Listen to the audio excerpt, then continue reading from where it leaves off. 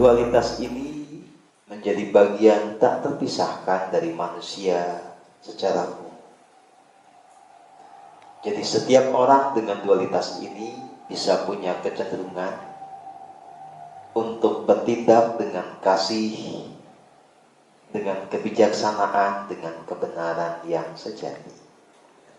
Tetapi pada saat yang sama, manusia juga bisa cenderung untuk melakukan kebalikannya. Bisa hidup dengan keangkaran murkaan dalam segala bentuknya. Mulai dari hidup dengan kesombongan, keserakahan, kekejaman,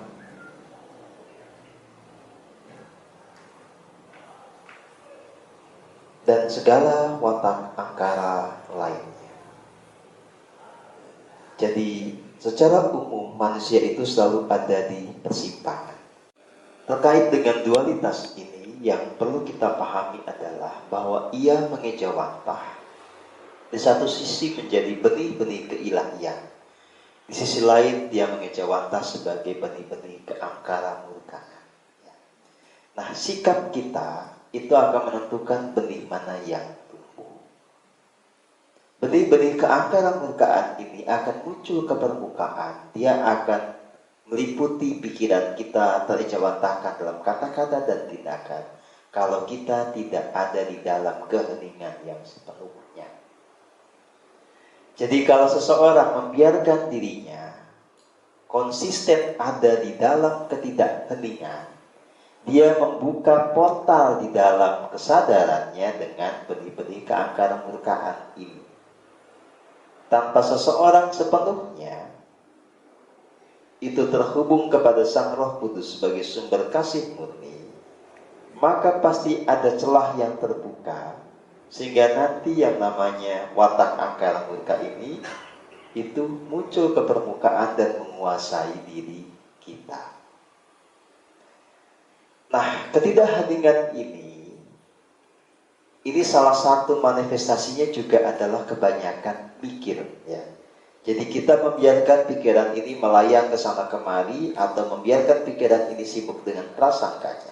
Itu juga akan menjadi sebuah momentum yang menciptakan celah agar nanti si watak angkara murka ini muncul ke permukaan. Nah, selain itu, satu hal juga yang perlu kita sadari dengan penuh adalah saat kita punya luka batin yang tidak kita sembuhkan, itu juga akan memperkuat watak angkara murka ini. Ya. Jadi segala luka batin yang tidak kita tuntaskan setuntas-tuntasnya, dia akan menjadi semacam pemicu agar watak angkara ini membesar. Nah, teman-teman semua, ketika kita hidup di dalam angkara murka dalam segala bentuknya, otomatis kita itu menorehkan yang namanya jejak dosa. Kalau angkara murka itu ada di pikiran kita, ya, sehingga membuat kita jadi penuh dengan pikiran-pikiran yang destruktif, atau kita punya prasangka buruk yang tidak realistik pada orang tertentu, pada banyak orang, itu akan menciptakan dosa. Kalau watak angkara ini kemudian terejawantahkan dalam kata-kata kita juga menjadi destruktif. Ya. Nah, tentu saja ini juga akan membuat kita menanggung yang namanya jejak dosa. Dan kalau watak angkara ini terejawantahkan di dalam tindakan, yang destruksinya menjadi semakin nyata. Nah, karena pada akhirnya nanti jejak dosa ini itu akan berbuah, ya, menarik segala peristiwa yang tidak selaras. Muncullah yang disebut sebagai roda samsara. Nah, pada titik inilah kita mengerti kenapa banyak orang sangat susah itu keluar dari lingkaran penderitaan, karena dia tidak memutus akarnya. Karena orang tidak konsisten ada di dalam keheningan, dia selalu menciptakan penyebab-penyebab penderitaan yang baru. Jadi secara sederhananya saya ulas lagi begini, ya, secara lugas. Saat kita tidak hening, kita jadi membuka celah agar benih angkara murka ini naik ke permukaan. Itu saja sudah membuat kita menderita. Ya. Jadi saat kita membiarkan diri ini dikuasai angkara murka, sebetulnya kita pasti menderita. Nah, ketika nanti angkara murka ini betul-betul terejawantahkan, kita akan nambah dosa. Dosa itu akan mempengaruhi medan energi, sehingga medan energi ini gak selaras. Dia menarik peristiwa-peristiwa yang tidak selaras lagi, yang sering kita sebut sebagai musibah. Musibah ini akan menambah penderitaan. Bolak-balik begitu, muter gak karu-karuan, sehingga orang akhirnya bingung sendiri. Nah, makanya jalan spiritual itu dinyatakan sebagai sebuah cara untuk memutus roda samsara. Dengan cara apa? Dengan cara yang tadi yang kita sudah bahas secara sederhana. Kalau kita bisa konsisten di dalam keheningan, terus merasakan setiap tarikan dan hembusan nafas, tidak membiarkan pikiran kita itu bergejolak liar, membuat kita selalu dalam kondisi pikiran terhubung pada rasa sejati, kita jiwanya, pikiran, kesadaran, ragawanya tertuntun oleh diri sejati, itu akan menutup celah, ya, benih angkara ini tumbuh. Nah, kalau benih angkara tidak tumbuh, maka yang ditumbuh adalah benih keilahian. Nah, pada teknik itulah kita akan tidak lagi menciptakan sebab duka cita. Nah, kebanyakan manusia itu menjalankan yang kebalikannya. Dia membiarkan dirinya hidup di dalam ketidakheningan yang konsisten, sehingga bolak-balik itu semacam ngipas-ngipasin bara api di dalam diri. Ya, bara api itu adalah analogi saya untuk benih angkara murka. Itu dikipas-kipasin, jadi dia akhirnya menjadi sebuah nyala api. Nah, itulah yang akan menciptakan penderitaan yang tiada berujung, bolak-balik begitu. Nah, sekarang semuanya mendapatkan sebuah tuntunan, ya. Tapi tuntunan ini kan bukan paksaan. Tuntunan ini membuat Anda jadi mengerti mesti melakukan apa. Tetapi pada akhirnya yang membuat Anda itu nanti melakukan apa kan Anda sendiri, bukan yang menuntut. Ya. Nah, Anda mau seperti apa, mau kemudian konsisten hening atau konsisten tidak hening, itu kan Anda yang menentukan. Ya. Nah, buahnya siapa yang merasakan? Ya Anda sendiri. Jadi silahkan diresapi betul, dihayati betul, Anda sebetulnya yang dirindukan oleh jiwa itu apa? Apakah Anda betul-betul punya kehendak untuk menemukan kebahagiaan sejati dan keluar dari roda samsara atau tidak? Nah, kalau jawabannya iya, ya harus diikuti dengan tekad yang kuat untuk konsisten di dalam keheningan. Ya. Nah, ini kemudian harus kita terjemahkan secara lebih praktis. Bagaimana caranya hening di dalam kehidupan keseharian? Karena secara faktual banyak orang yang belum bisa mempraktekkan keheningan ini dengan sungguh-sungguh. Karena gini ya, kalau ini nggak diberesin, nanti ini akan berimbas ke efek yang lainnya. Seperti yang sudah kita bahas kemarin ya, efek kesambet misalnya ya. Kesambet itu memang kaitannya dengan faktor eksternal juga, iya. Jadi artinya di kehidupan saat ini yang kita sedang jalani ini, gangguan-gangguan metafisik itu makin luar biasa ya. Tetapi sebetulnya yang paling menentukan kenapa kita sering kesambet atau tidak, lagi-lagi adalah ya diri kita sendiri. Kitanya ini sudah betul-betul bisa hening atau belum. Ya. Jadi hukum alam ini kan gak bisa dibohongi. Kalau kita sering kesambet, itu adalah penanda yang pasti bahwa kita keheningannya belum sempurna. Nah, kalau keheningan kita belum sempurna, bagaimana caranya? Ya diakui dulu bahwa kita memang belum ahli hening. Belajar untuk membuat kita menjadi master keheningan yang sesungguhnya. Jangan malu untuk membuka diri dan mendapatkan masukan tentang cara kita. Ya, kayak begitu. Baik, ini pengantar dari saya. Silahkan jika ada pertanyaan atau ada yang mau berbagi cerita, monggo. Begini ya Pak Heri, saya pribadi juga kan dalam kondisi yang terus bertumbuh ya. Jadi kesadaran saya saat ini, kemampuan saya dalam membaca realitas pada saat ini, itu berbeda dengan saya setahun yang lalu, apalagi dengan saya di 2 tahun yang lalu ya. Jadi saya juga harus mengakui bahwa di masa lalu itu sangat niscaya saya melihat realitas itu tidak dengan utuh. Bisa semakin utuh di saat ini. Dan akan semakin utuh di masa depan ketika saya terus ada di alur yang selaras. Ya. Nah, apa yang saya nyatakan kemarin itu kan buah dari kesadaran saya pada saat ini. Ketika saya dalam kondisi jauh lebih jernih, jauh lebih akurat di dalam membaca realitas.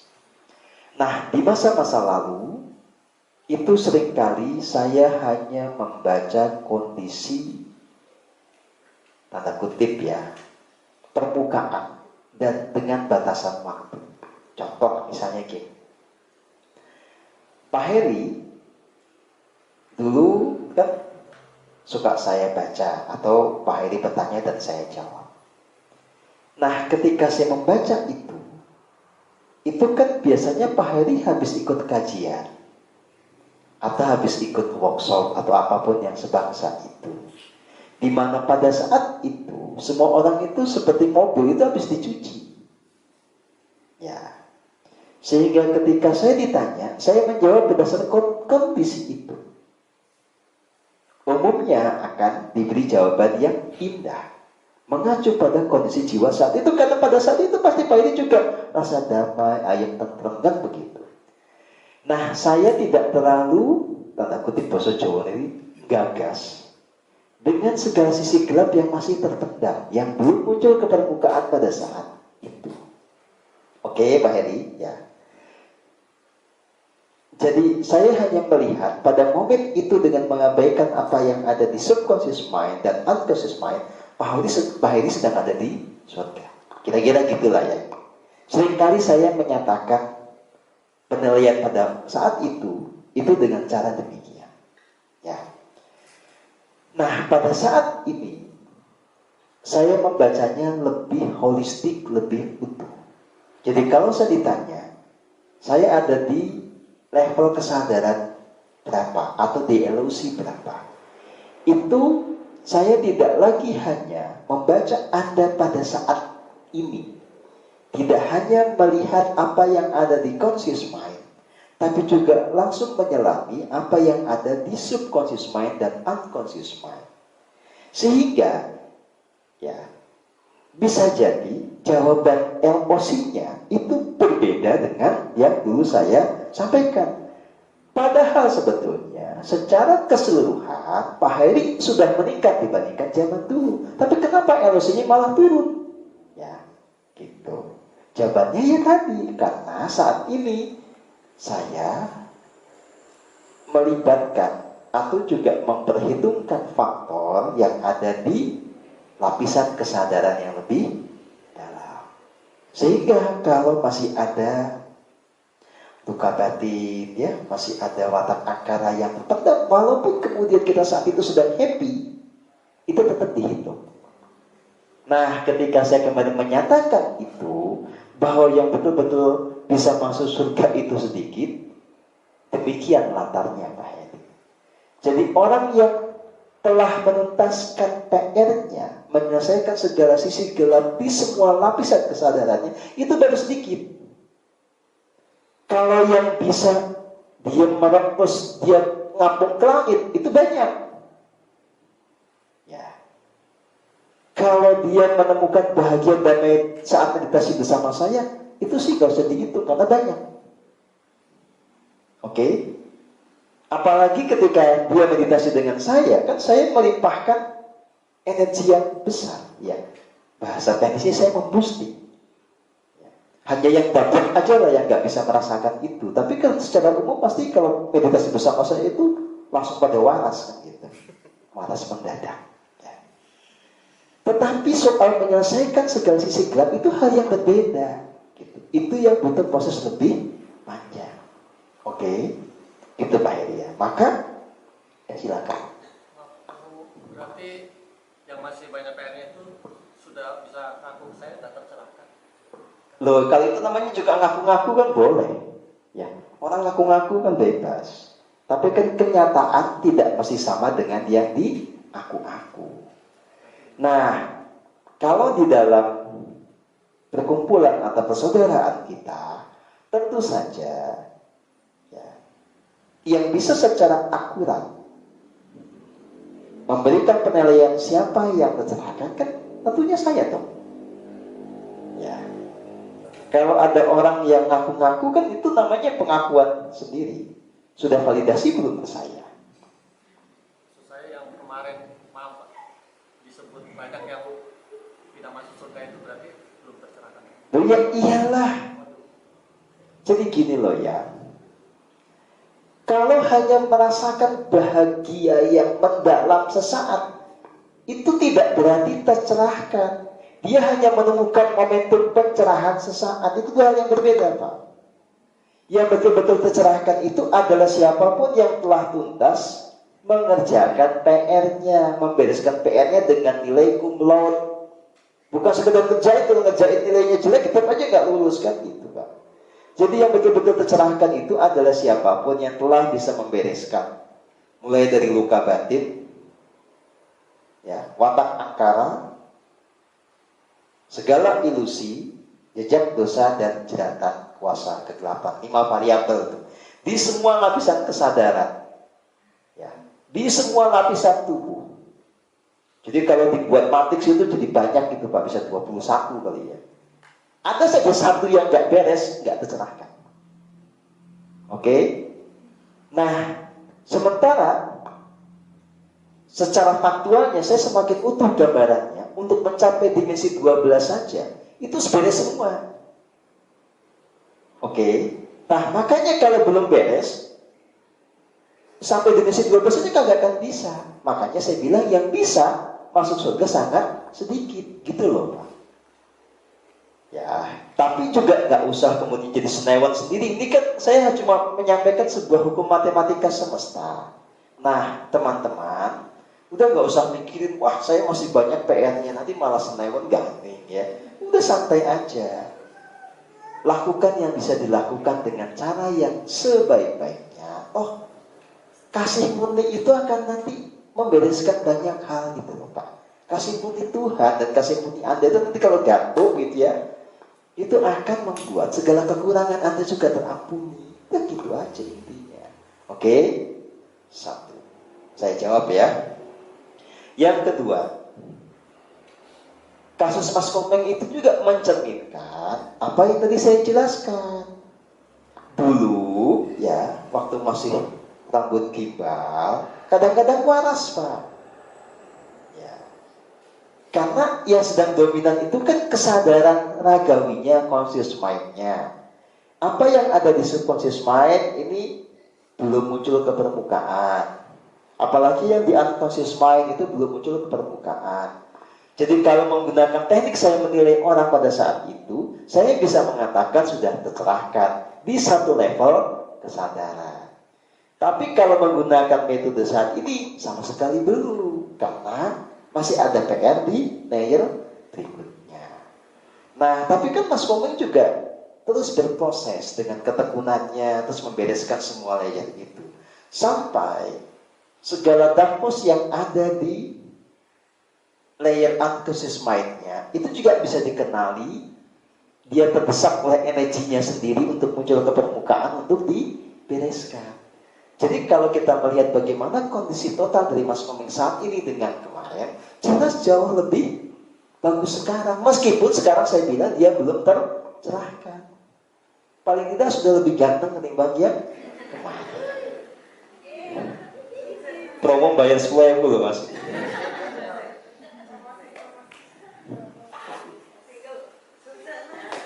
Mas Komeng ini ganteng dan single ya. Singlenya sudah saya otorisasi ya. Bukan sekedar pengakuan belaka, itu sudah dibuktikan.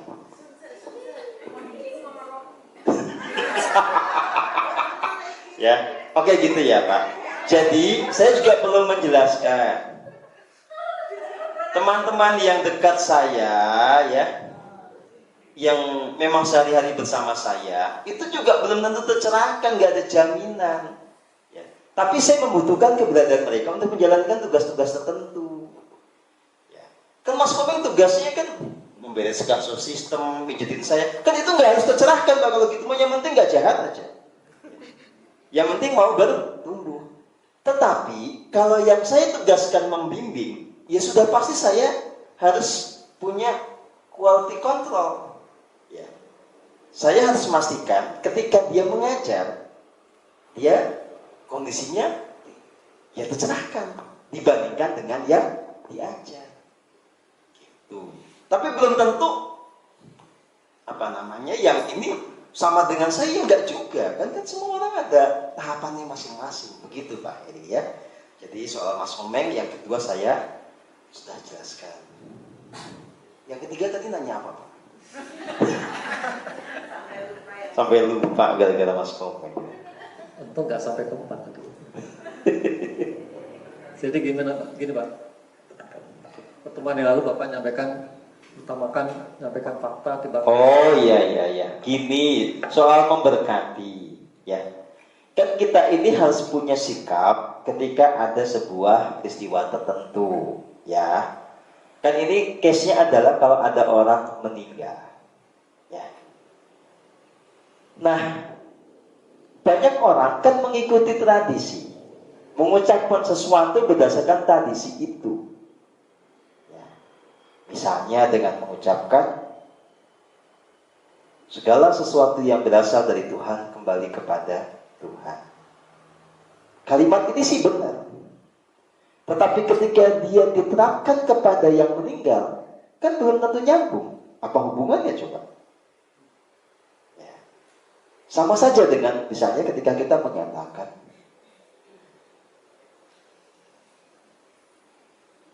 jiwanya kembali bertemu dengan Sang Bapa di surga.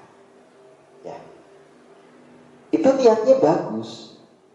Tapi problemnya satu, emangnya Bapak ada di surga, Bapaknya siapa? Ya. Kalau Bapak merujuk kepada Tuhan, emang Tuhan terbatasi oleh yang namanya surga?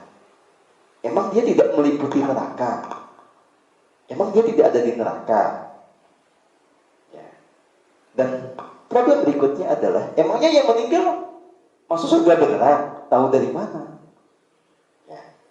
Jadi kalau kita mengucapkan hal-hal yang tidak realistis, tidak relevan dengan kondisi yang meninggal, itu namanya kita terjebak ilusi. Makanya kita harus menggunakan kata-kata yang cenderung tidak ilusi, minimal kata-kata yang netral. Jadi kalau ada orang meninggal, kita mengatakan saya memberkati jiwanya. Ada yang salah nggak dengan itu? Kan nggak ada. Kan kita yang memberkati Pak. Nah soal nanti nyampe enggak kan itu tergantung kepada kualitas dari jiwa yang memberkati. Nah yang memberkatinya apes-apes cuma ngomong doang gak sungguhan, kan itu juga resiko ditanggung penumpang toh. Gimana? Mohon penjelasan tambahan Pak. Jadi kalau kita kan suka diajarkan memberi kasih murni, memberi berkat pada itu tandanya kita sudah beneran memberi kasih murni, tandanya sudah memberi berkat. Itu apakah bisa dijelaskan? Sebagaimana gini ya, pemberkatan itu secara spesifik dan teknis artinya kita melimpahkan energi kasih murni. Nah energi kasih murni itu itu hanya ada di dalam diri kita dan bisa kita lontarkan keluar saat kita hening total, kita terhubung dengan sang diri sejati melalui aliran nafas. Ya. Jadi kata-kata pemberkatan itu, saya memberkati jiwanya, itu hanya menjadi otentik kalau kita menjalankannya dalam keheningan. Saat kita betul-betul merasakan dulu keterhubungan dengan sumber kasih murni, sumber damai di dalam diri, baru ini kita pancarkan keluar. Itu baru beneran kita namanya memberkati. Ya. Tapi tanpa itu hanya akan menjadi verbalisme yang belum tentu punya arti. Gitu Pak Heri. Oke. Jelas? Ya, sementara jelas Pak. Ya jangan sementara jelas, yang penting ini jelas dulu, bahwa nanti Bapak punya pertanyaan begitu lain, itu kan lain soal. Yang ini harus jelas dulu dong. Ini cuma pertanyaan Buya Pak. Yang tadi Pak, kalau meluk raganya itu berarti meluk jiwanya juga Pak?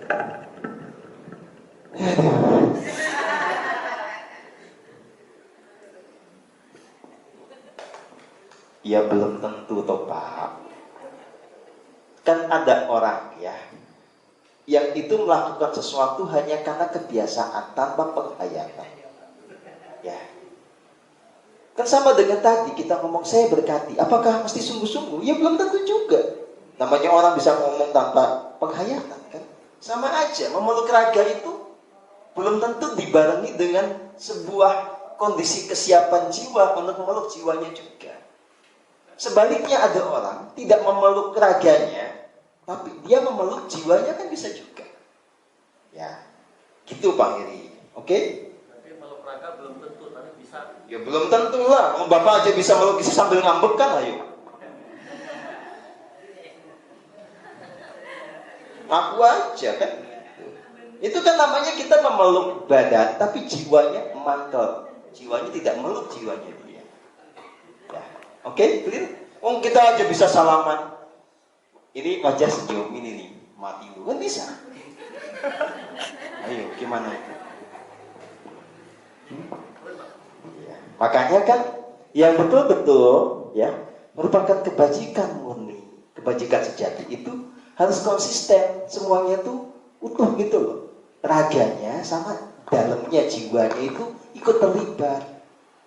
Ya, kalau enggak namanya kemunafikan. Clear ya?